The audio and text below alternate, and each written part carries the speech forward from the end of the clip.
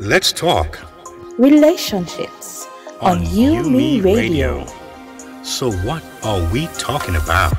Marriage, dating, parenting, business, And love, emotions, sex.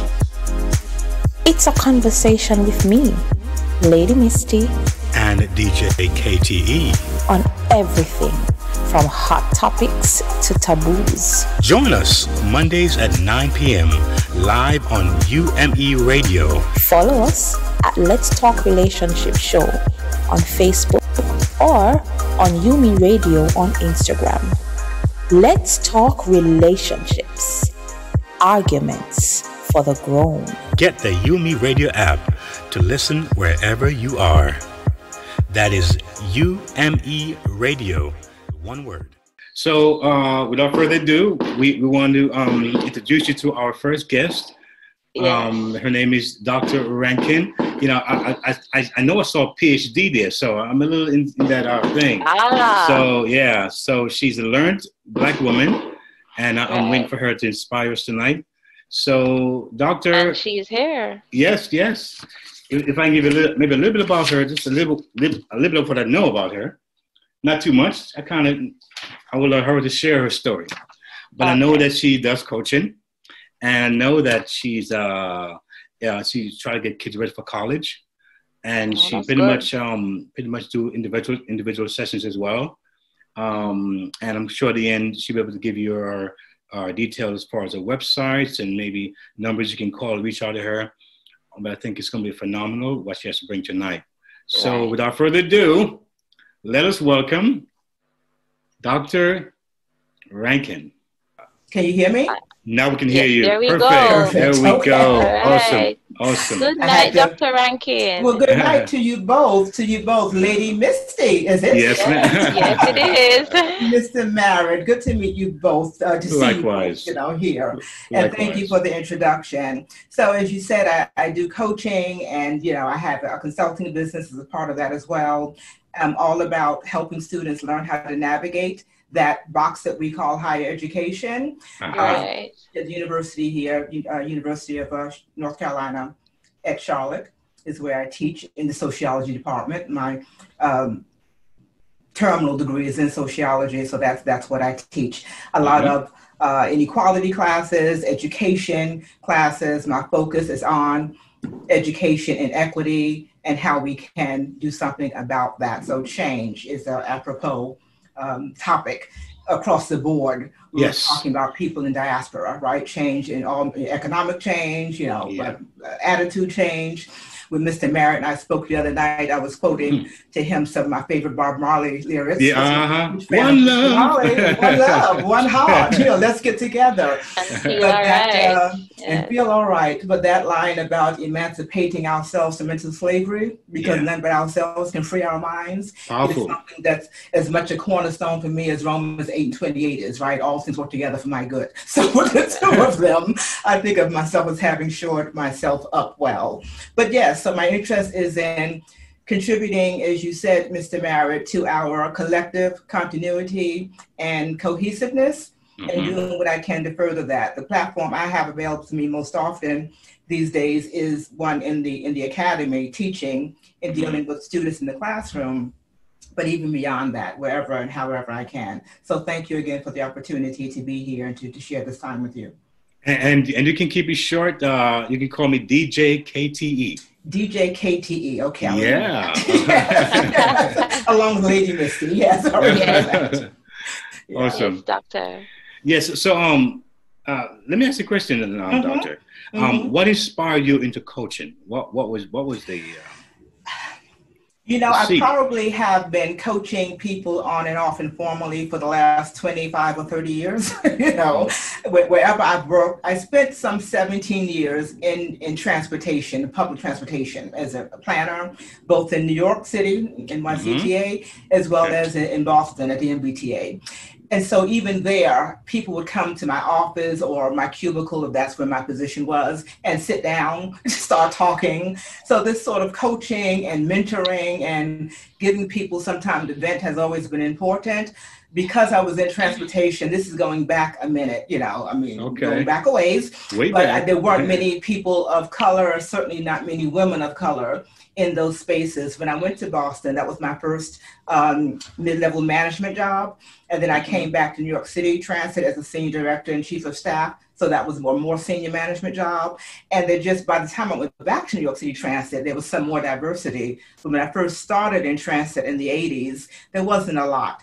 And so I think people coming to talk to me, it was just coming to have the conversations that we often need to have with one another. We were in spaces and don't always feel as welcomed as we'd like, or just to vent and to discuss things, whatever, career advice, whatever.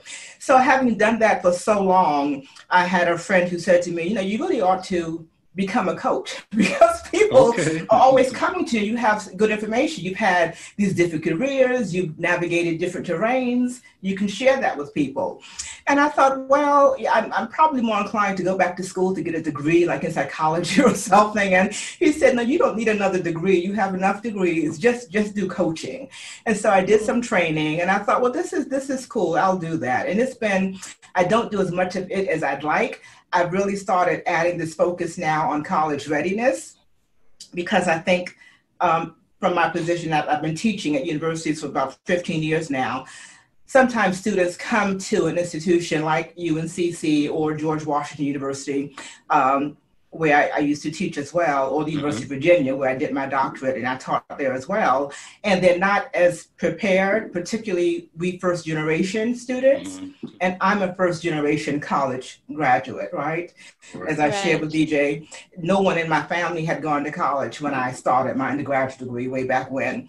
And so I often have students even now coming to my office to talk to me, and they're across the racial and ethnic, backgrounds who are first generation and don't know how to navigate this terrain. And so I've shifted my coaching focus from, the career stuff and going through the kinds of transitions I've had in my career that I've done deliberately. Other people may be in careers that are just not happy and they don't know how to change that. So I still am open to that, but I focus more now on trying to talk to not just young people. There's some older people who go to school as well, right? Who don't understand how to navigate that.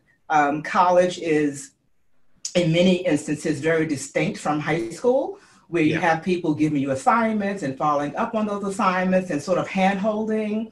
And you get to the university, and guess what? The onus is on you. Yeah. I know what that feels like. Yeah, you have to own this. This is your education, right? We could talk about maybe differences of being in an HBCU versus a predominantly white institution, but it really doesn't matter where you go. You have to have ownership of that process and learn how to navigate that. And it can be very difficult. I acknowledge that. So it is my joy to be able to pass on to those who are interested the kinds of things that have worked for me in terms of navigating higher education and getting through it. And not everything works for everybody. We all have different ways of approaching it. But because I've spent so much of my career post-transportation focusing on education, I'm very much aware of the difficulties some people encounter. I had a student say to me a couple of years ago, I think I'd given the class maybe a 10-page paper to do. And she was about to have a heart attack. Normally, I would give them 20 and 30-page papers to do, but I've tried to meet them where they are. And she came to me and said, Dr. Rankin, I can't. I'll have to drop this class. I said, well, this is a required class. Are you sure you want to drop it? She said, but I can't write this 10-page paper. I said, well, I'll help you. We'll scaffold it and get through it together. And she said, the longest paper I've ever written was 4 pages. And so where did you write that paper? She said, at the college I used to go to. And I thought, somebody should have told you a 4-page paper is an introduction to a paper, perhaps, right? It's not a paper. And so students come, and it's because not that they're not capable, they just haven't had the opportunity or the context that says to them, if you all may have done the AP classes or the college track, as it was called back in my day. And so you're more prepared for that, right? But for a lot of students, they don't get that kind of preparation. So with my coaching, I try to offer that to them and to get them to understand that we as people of African descent, it's not like our history began with being enslaved and we're just catching up to education. We had universities in Mali, in the Sangha Empire, in Timbuktu, long time ago. This is education. Say more. I'm listening. Education is something that we not only should embrace, but we help contribute to globally, right? You think of the Moors, those Black, beautiful people who essentially saved education and information and gave it to the Europeans as they were ready to make an revolution. This is history a lot of us don't know because we're not taught it. But that's no excuse to not learn it, particularly with the internet available today and all the information we have.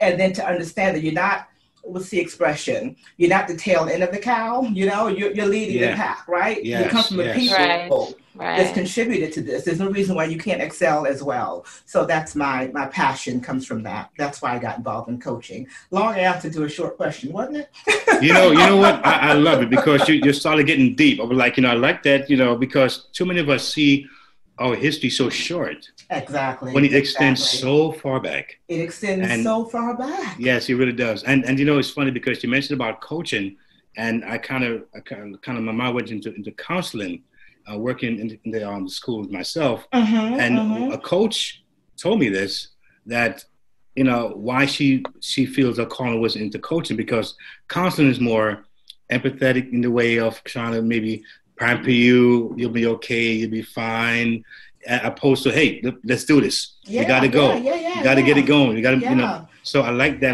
that approach to. I think it's important as a coach. Misty, I see their part. I agree with you. Any thoughts? I was intentional about naming my company Empowerment Coaching and Consulting because I wanted that empowerment piece in there.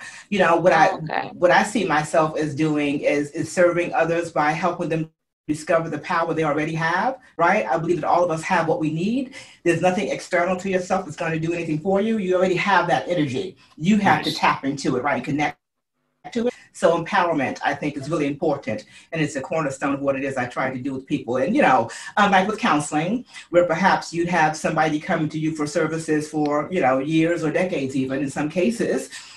Coaching is just, as I see it, to help you tap into your own reserves and get you on your way so that you have this toolkit, this toolbox you can go to and for yourself how you can dig deep to cut through what you need to cut through. Talking to others is fine. Being encouraged, being mentored is fine. But ultimately, we all, I think, can plot our own paths or chart our own courses, and we're responsible for them. So you have to hold yourself accountable. I love what you're saying. Doctor. I love it. Yeah, Misty, I think you were saying something.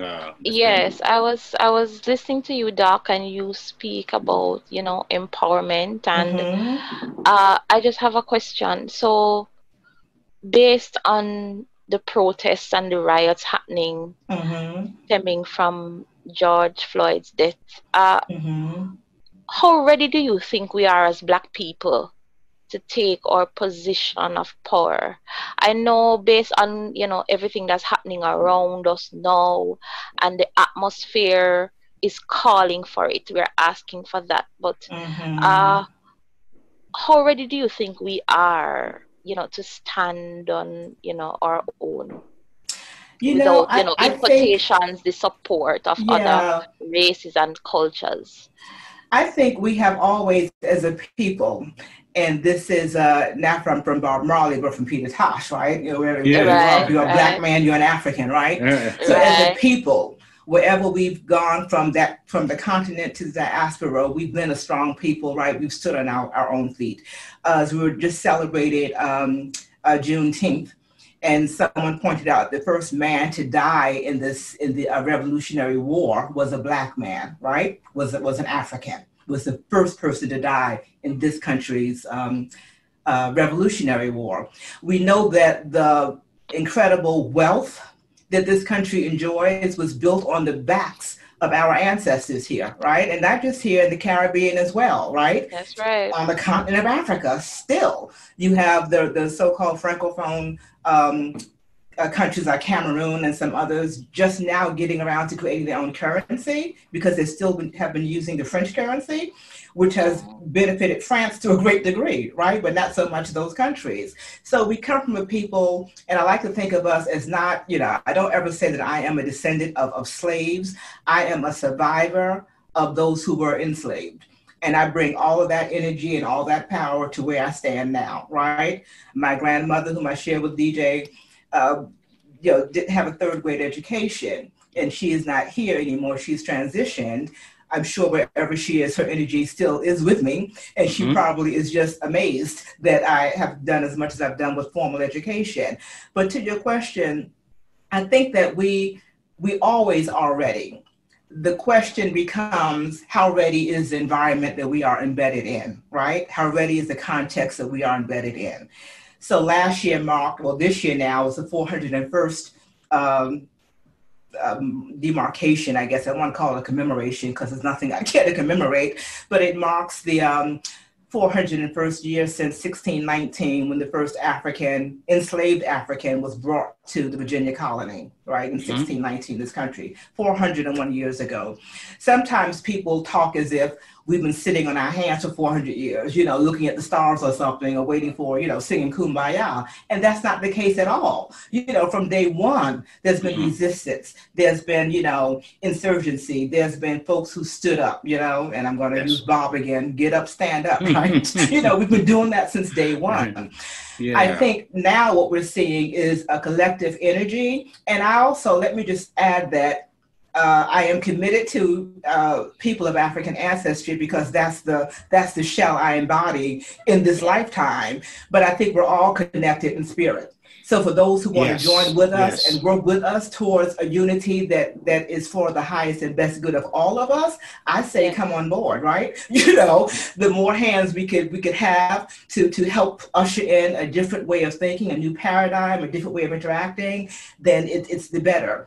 But for us, I think in our community, I have been encouraged to see people of all shades, racial and ethnic backgrounds, quite frankly, on the streets across the globe because of Mr. Floyd's death and the others, of course, not just him, but others as well. He was like, a tipping point. And seeing that on television, of course, is what just, broad daylight, Exactly. I'm reminded of back in the 60s with the civil rights movement. You could see people being attacked with dogs and water hoses, on television. That became a tipping point, right? As people sat there, like the Vietnam War was for this country. People could sit there and look on their televisions to see what was happening. And so that motivates people. Social media has helped do that as well. One of the things I will say, though, about our young people, I'm sometimes concerned that they think that the history is so ancient, they don't have to pay attention to it. And when I'm teaching, I say to them, if I'm talking about Malcolm X or Martin Luther King or the civil rights movement, this wasn't like 10,000 years ago, right? It was in my lifetime. I'm not that old. Very recent. I know it seems like it, but I'm not that old. It wasn't that many years ago that we were agitating in these streets to get these rights. And so here we are. And so sometimes they don't know the history. They don't know the detail. And that, I think, lies at the feet of the parents or the community in which they come out of, where we don't take enough time to pass that knowledge on, right? To give them that information. But I look at what young people are doing, those who are out, on the street and protesting, and I'm inspired, I'm encouraged. I don't think I felt this encouraged perhaps since maybe Obama's election, which was another occasion where people from all different backgrounds came together and wanted to see the hope that he talked about, the change that he said we could all be. So this moment too reminds me of that and this energy that people are really tired. As Fannie Lou Hamer used to say, sick and tired of being sick and tired, and they want to see some change. So Doctor, as you mentioned, you were talking, I heard the word empowerment, and I'm going to ask you a question. But I would say that a part of our vision is to reach or empower 1 million people, particularly Black and brown folks, because we are beyond the 8 ball here. But like I said, we take accountability, we take responsibility. We see the issue, but we move forward. But let me ask you a question, Doctor. What are the top 3 things Black people should do, as we charge, forward? The first thing that comes to my mind, and again, is because of where I am situated in my own journey, is to educate yourself. Now, I have degrees. I teach at university. You'll never hear me say that I think everybody on the planet needs to go to university. That's not what makes you educated, right? Okay. You can be educated by reading, by accessing information, by talking to people. That's an education too. As DJ and I spoke the other day about my admiration of Mr. Marley, whom I don't think finished high school, but my goodness, you look at what that man wrote, his poetry, what he had to say about the situation around him, that's power, that's empowerment. So you don't have to have the formal constructs, but education begins at home, right? Yes. There's a formal education where you go to schools and do all of that and get pieces of paper, but there's that informal education that starts in your household, it starts in the womb, actually, depending on what your parents are doing. Are they reading? Are they, what are they discussing? Fetuses, babies, pick up on all of that. Yes. And so that's the first thing I would say. We have an obligation to those who went before us, to those on whose shoulders we stand, to educate ourselves.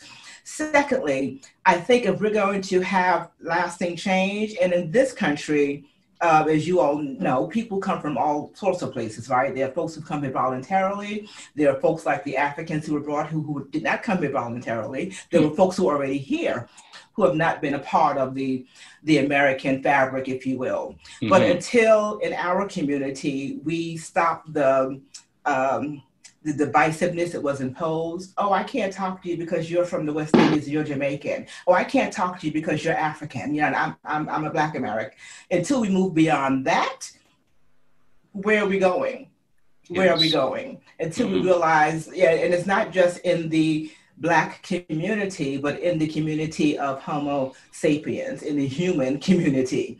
Until we realize we have much more in common than divides us or that differentiates us.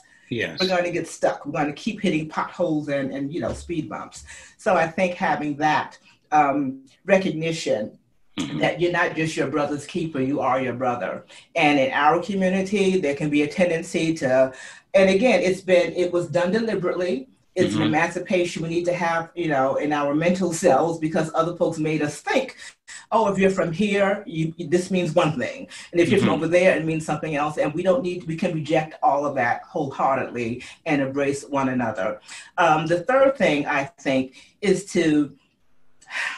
I want to be careful with how I phrase this, because I don't mean to offend anyone's way of approaching this, but I think our spiritual selves is uber important. Wow. In fact, that should have been the first thing I mentioned, really. Wow, that's powerful.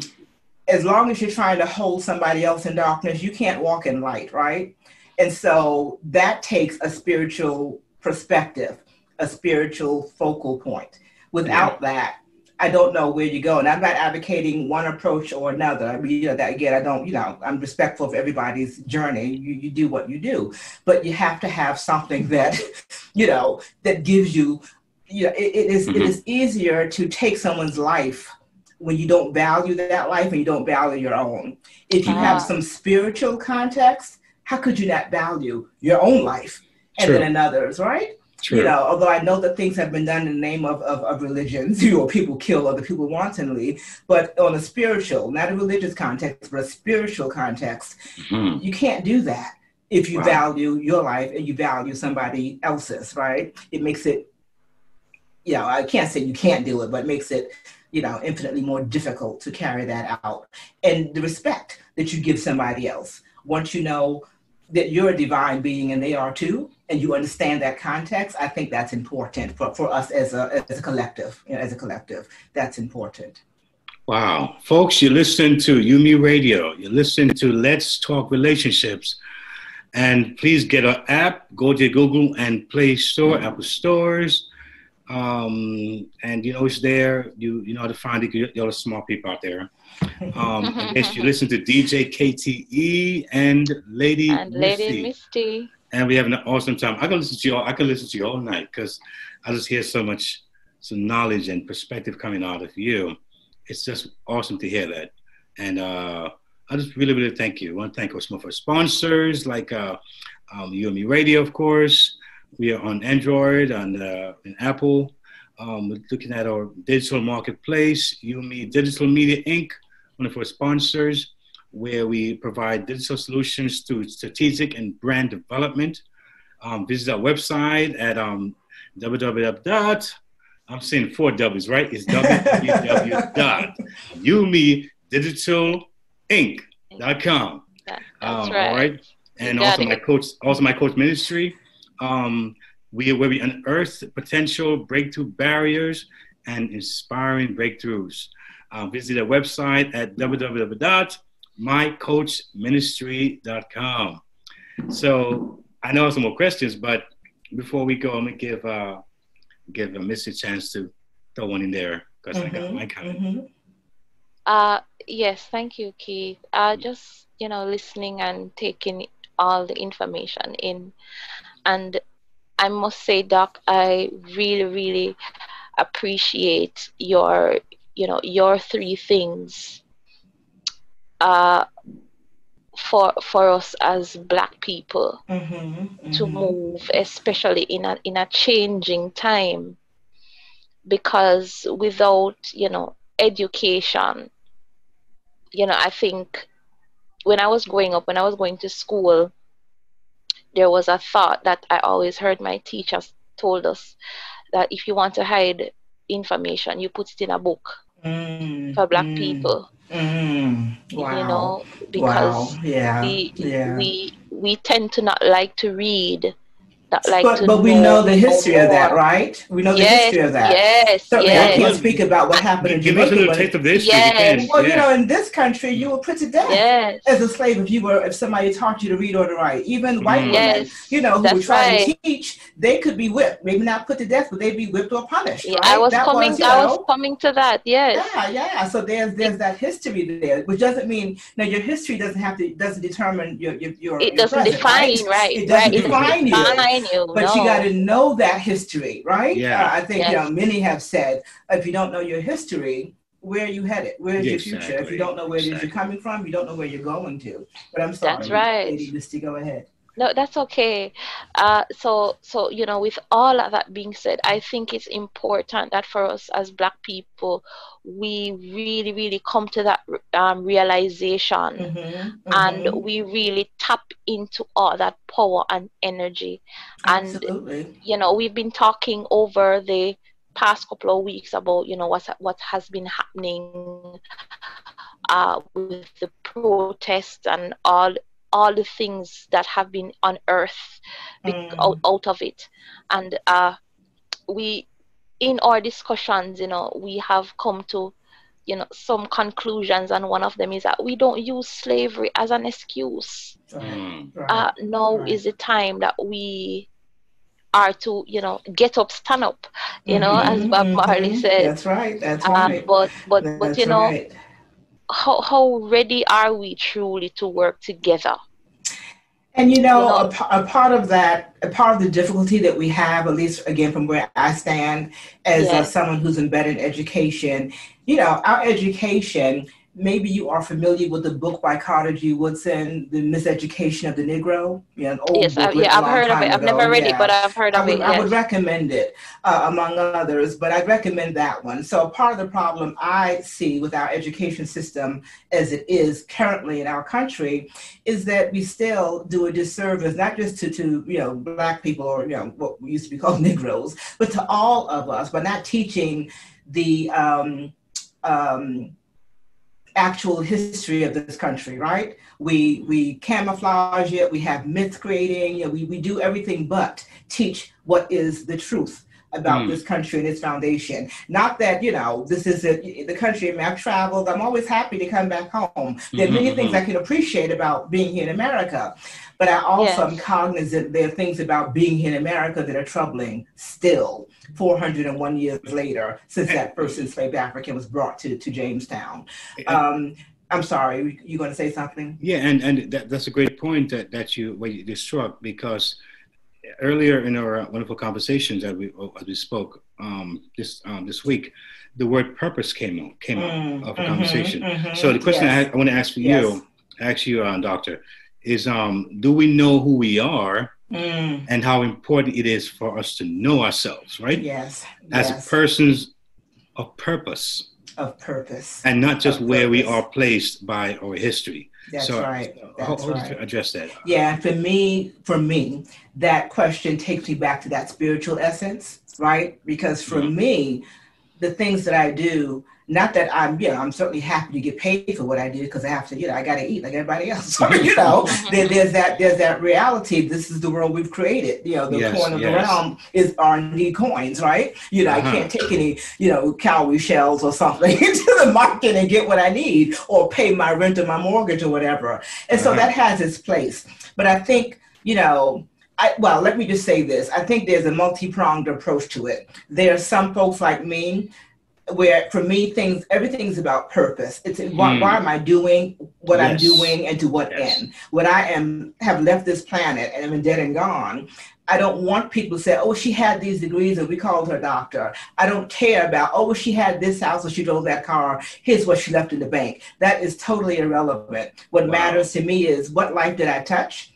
Did I on this journey, there are people who touched me. There are people who I can touch. How did I extend love? How did I bear light? How did I bear witness to this greater, beingness that I think we all embody because we're all creatures of God, creations of God. So for me, that's what's important. But that isn't to say that if your focal point is, okay, we need entrepreneurship in our community. We need economic stability in our community. And that's what drives you. Well, in my mind, then your purpose is how you serve in the community. And that's your way of serving is through maybe entrepreneurship or developing economic, touch points, etc. Someone else may have a different approach to it. But I think underlying all of it should be, and this again is just my perspective on it, how do you serve? Who are you helping?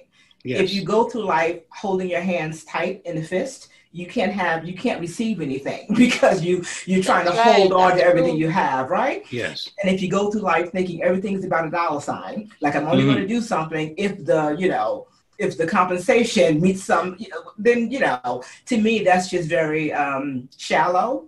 Yes. And it doesn't have much depth to it. So I think purpose is important. I think we as a people, and I mean the collective we as a people, Black people, people of African descent throughout the diaspora and on the continent, have to understand our connectedness. We have to understand our own narrative, our own stories. You can't just read, even if you're sitting in school, and I tell my students this all the time, if I say something, challenge it.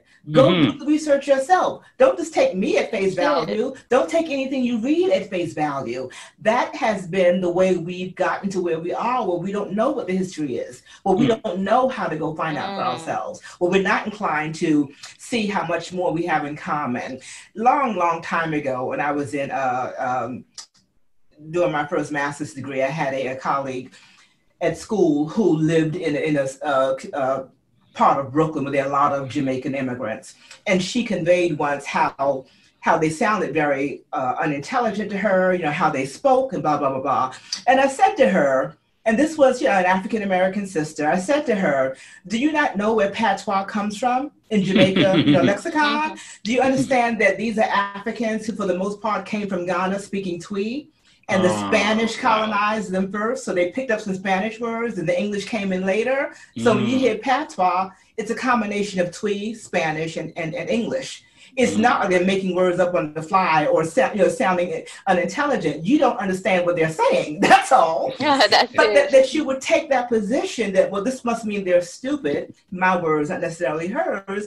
That's problematic, I think, for us as a people. As long as we keep thinking that, or if I have, people from the West Indies who think, well, all Black people here don't try hard enough. They don't do things. And we come here, we make it. You need to know the history. You need to understand the sociological and the socio-cultural context people are dealing with here. You need to look at the history of folks who are here, just like I looked at the history of folks who were in the Caribbean, particularly in Jamaica, and see what the struggle was there, right? Paul Bogle. I know about Marcus Garvey, right? I know about the people who were involved in the struggle there.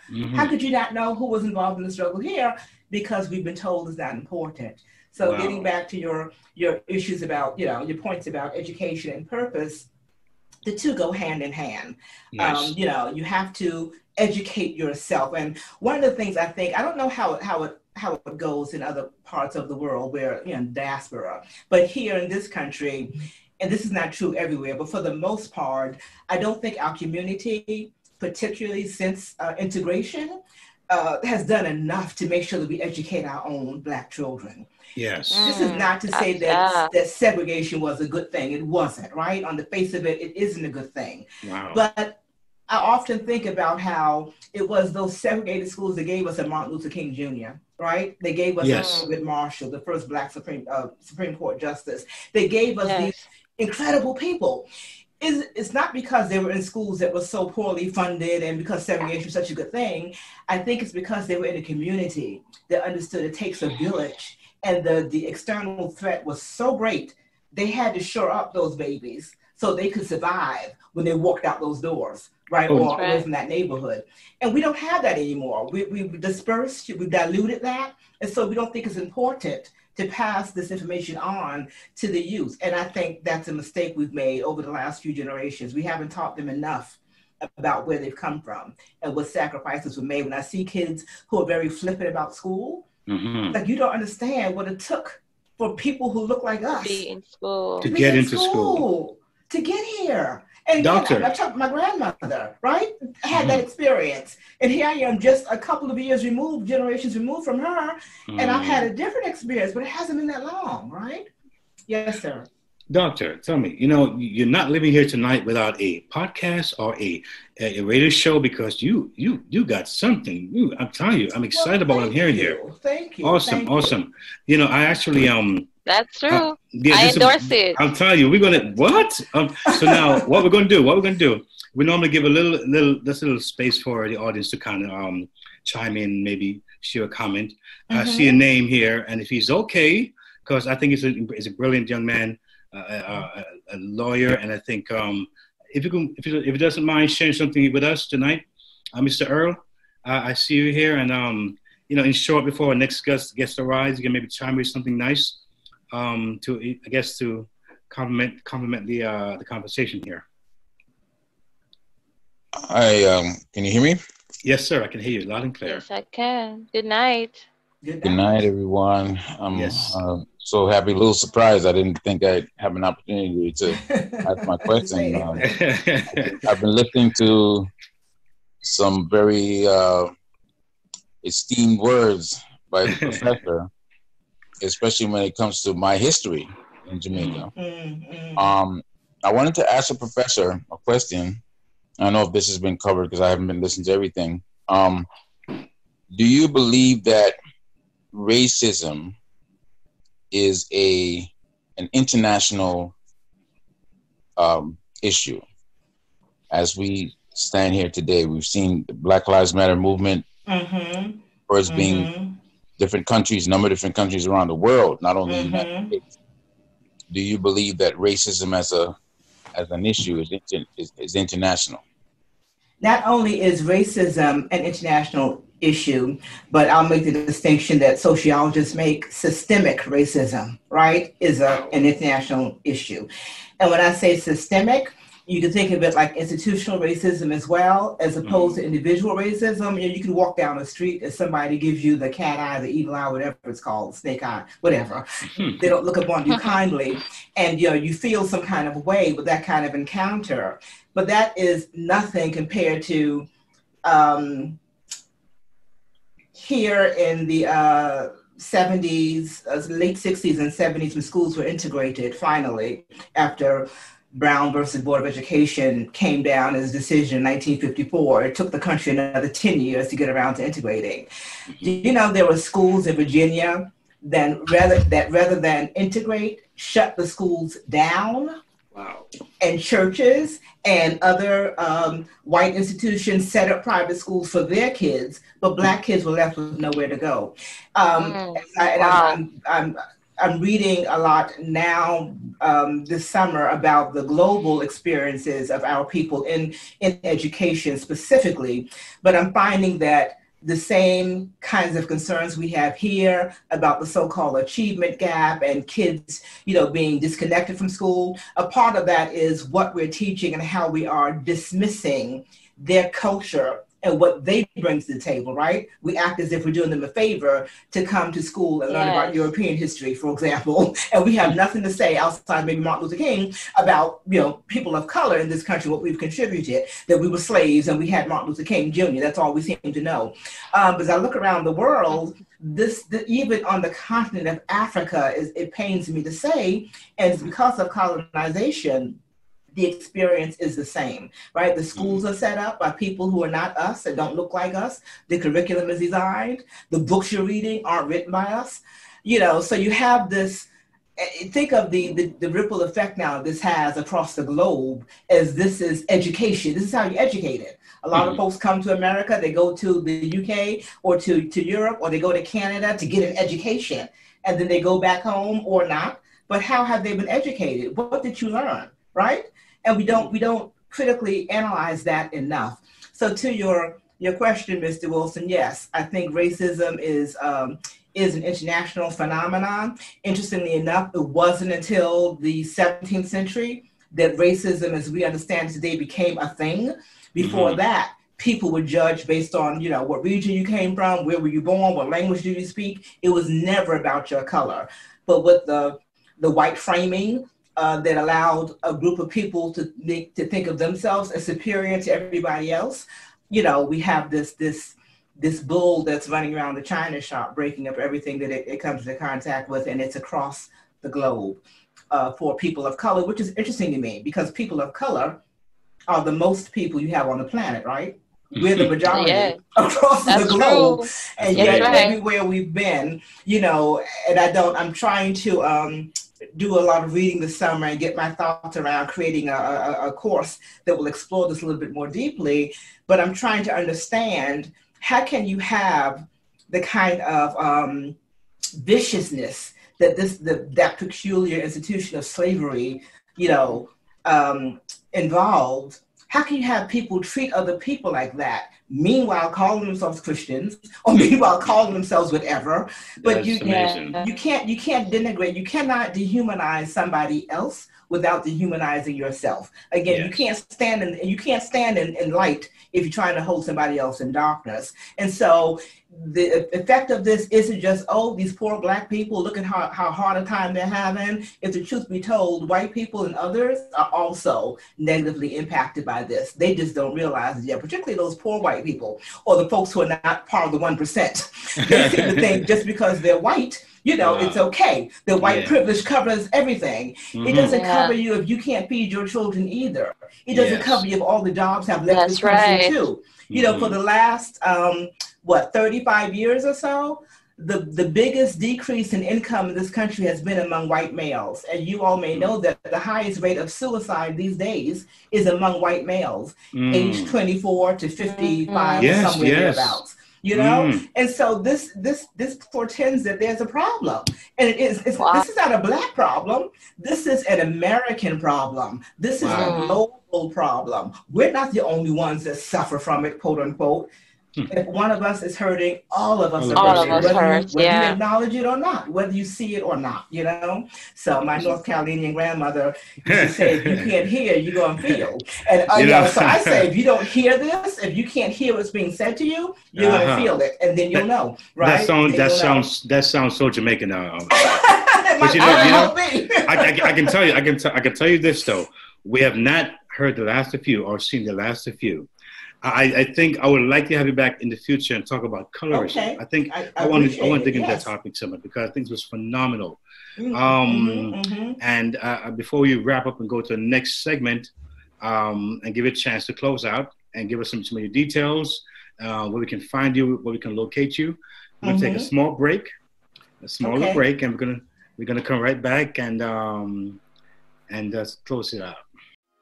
Let's talk relationships on UMERADIO. So what are we talking about? Marriage, dating, parenting, business, and love, emotions, sex. It's a conversation with me, Lady Misty, and DJ KTE, on everything from hot topics to taboos. Join us Mondays at 9 p.m. live on UMERADIO. Follow us at Let's Talk Relationship Show on Facebook or on UMERADIO on Instagram. Let's talk relationships, arguments for the grown. Get the UMERADIO app to listen wherever you are. That is UMERADIO, one word. All right. Yes. Thank you. Thank you. Thank you. Thank you. Redemption song. Yes, if you may, you can give us some. Yeah. So the best place to reach me would be on my website for my coaching consulting firm, and that's E as empowerment, EMPCC.net. EMPCC.net. Is that clear? What I'm saying in terms of the letters? And I can be emailed at Dr. Rankin, RANKIN, at EMPCC.net. Awesome. Thank you. So once again, Doctor, we truly thank you for gracing us tonight with your presence. Really was. I'm inspired to even thank you for do some more reading. Likewise. Yes, and thank you so much for what you brought. Thank you. And I'm sure as we play this over and over again, we're going to have more people get exposed to this because it's well needed and very timely. Again, Doctor, thank you for being with us here tonight. Thank you both. I appreciate it. Let's talk relationships. Let's talk Relationships on UMERADIO. So what are we talking about? Marriage, dating, parenting, business, And love, emotions, sex. it's a conversation with me, Lady Misty, And DJ KTE. on everything from hot topics to taboos. Join us Mondays at 9 p.m. live on UMERADIO. Follow us at Let's Talk Relationship Show on Facebook or on UMERADIO on Instagram.